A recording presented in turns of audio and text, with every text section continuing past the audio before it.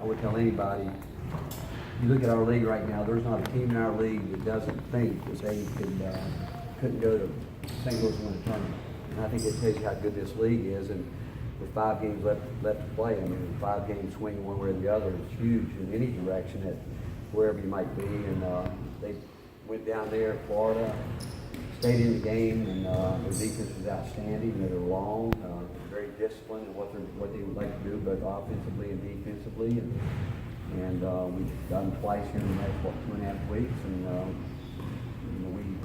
I've got a lot of respect for Mark Fox and what he does and how he runs his program, and so our guys understand, how tough the game is going to be. What Yonte Maton, just obviously his numbers kind of speak for themselves. When you look at him film, what stands out? Well, inside and out, he made the 2 big threes the other night, which you would expect. I mean, he was poised, he raised up and shot them like, hey, there's no doubt here. But they play through him a lot. They do a good job, and you look at his numbers. He's been consistent, but he plays. I mean, that's what you know. I mean, he's a tough guy to handle one-on-one. But I look around and see there are other players too. They've got length, and those guys are getting better too, and they're in a position as well as anybody to do something good here in the next couple of weeks. He didn't seem to have either of his best games when you guys played them last year. Do you remember what y'all did to be effective with him? No, I can't remember. I know one thing. He came back in the tournament and made a couple big baskets when they beat us in the tournament. And I don't think he'd played for a while there, but no, I just know. And again, I think our players look at him and you see him. He's going to go down as one of the all-time great Georgia players, which is a great compliment. And but we know. Again, we've talked about it, starting with our prep yesterday, and what we have to do today. We've got to make sure that because he's a guy that can go off for big numbers if you allow him to do it. But he's just so consistent that you pretty much know he's going to go out and do what he does every night. How have your guards responded in practice these last couple of days after? Well, again, we keep talking about it, and we expect them to get better. But practice is one thing; they've got to be able to carry it over to the game, and they understand that they've got to do a better job, from top to bottom, and especially late in the game. How do you really hammer home going inside out? Is it don't shoot in practice kind of thing, or do you try to do something differently to force that home? No, I think it works both ways. I mean, it works. The inside guys have got to fight for their position. We haven't done a particularly very good job of that either. I mean, it's relatively pretty easy to catch the ball, 3 or 4 feet off the block, and you got to fight for that extra space inside, and that's what we're not doing. And so it's if you do pass the ball inside, the guy guarding the ball can just turn around one step, he's sitting on top of it. So it goes back to both guys. They have to be engaged together. He's got, the inside guy's got to fight for his position, and the perimeter guy's got to be engaged, ready to put the ball there when he's open. How important is that top 4 finish in the SEC to get that go straight into Friday in the tournament? Well, we're not thinking about the tournament. I don't even have any thought about it. The way I would look at a tournament, it's like extra credit. I had to do a lot of that in high school to pass in college, and so you know what? And sometimes you need that to pass. But I think the biggest thing is right now. Again, I'm sure buys, double buys are all good, but I don't think anybody here is thinking about the tournament right now. Because you mentioned the other night, Georgia play faster, push it more. Is that, isn't it unusual to have to tell a point guard to do? Isn't it usually trying to get that, you got to dial it back, and why do you think you struggle?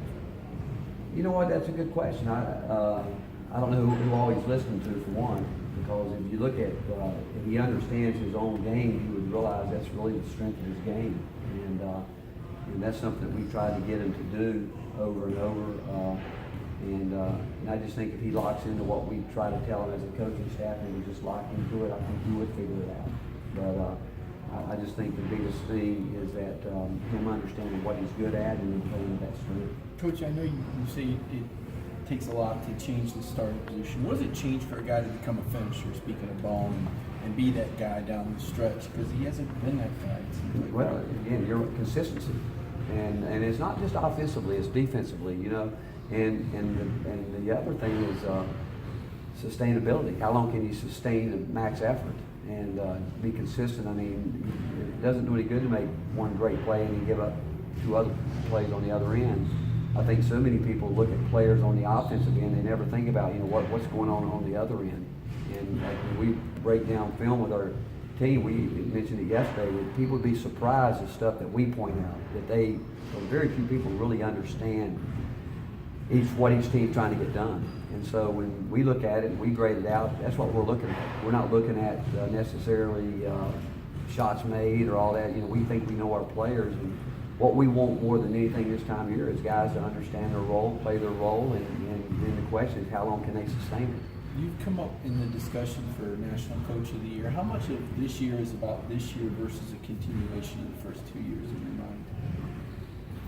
Well, I think this is I think we started the process 3 years ago. I don't think there's any question we came in and knew where we were and where we wanted to try to get the program going. And I think you're always in a building process. I don't think it ever ends. I think that, again, if you're not getting better every day, you're going to go backwards. But this group here still has to. They're in some uncharted waters right now. They haven't ever been in a position this late in the year. Last year we were being talked about being on the bubble and all that, and when Robert Huff went down, didn't handle it very well. And so these next 4 or 5 games are important because you talk about, again, going back to people want to jump ahead and talk about tournament play and all this and all that. The reason there's a lot of upsets in the early rounds of the tournament is some teams aren't playing well, and teams like from the lower levels that are playing their way in have maybe won 5, 6, 7 games in a row to get there because they're one bid leagues, whatever it may be. So this time of year is important.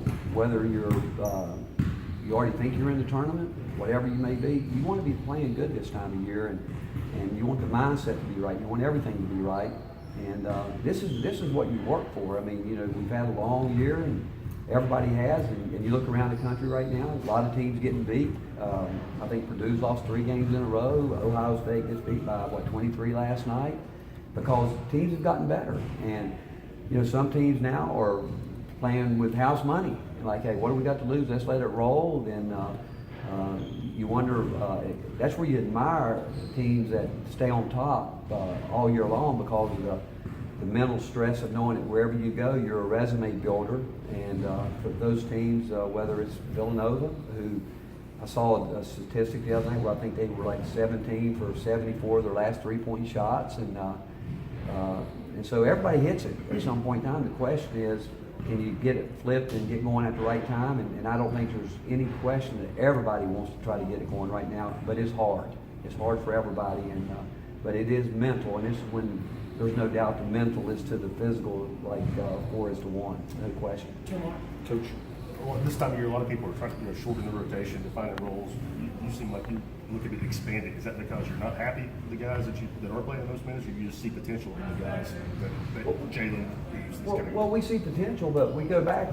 The fact that we're playing people is that somebody asked a question earlier about our guards. I mean, it's consistency. We need to. Everybody on our team has had the opportunity to separate themselves. Everybody, and we haven't gotten that per se at the guard spots. You think about, and you're talking really Lamonte Turner, James Daniel, and Jordan Bowden. Well, one guy has separated himself. Jordan Bowden. You look at Jordan, and you look at Grant, you look at Admiral. Then Kyle had been playing well. He hasn't played well the last couple games, but at that one spot, nobody has seized that spot and said, okay, I'm going to be the guy. And so we go into each game, honestly, whatever's happening is how we're going to go with it. And because each one of them have shown they can do something at some point in time, but we do think that Eve and Jalen can help us at times in matchups. But we just go a game at a time, and whatever's happening, we're going to play to it and just do what we need to do to continue to try to win games. The last time you guys lost a game, you rattled off 6 wins in a row. Do you guys think that it's building that way since Alabama, that trajectory's headed right now? Again, I don't know. I mean, obviously we want to see it going that way, but it's hard. And again, to start thinking about winning, I mean, you want to win them all, but I realize, and I think our guys understand, this game Saturday will be as hard as any game we played all year. I mean, Georgia coming off a big win, they're still in position to be a postseason team, and they've got to feel good with the way they won that game, because they won it the way Georgia wins basketball game. They grinded it out on both ends, and made plays when he had to, and the fact is, we know this game right here, we can't be thinking about anything but this game. Thank you. Thank you, guys. Thank you.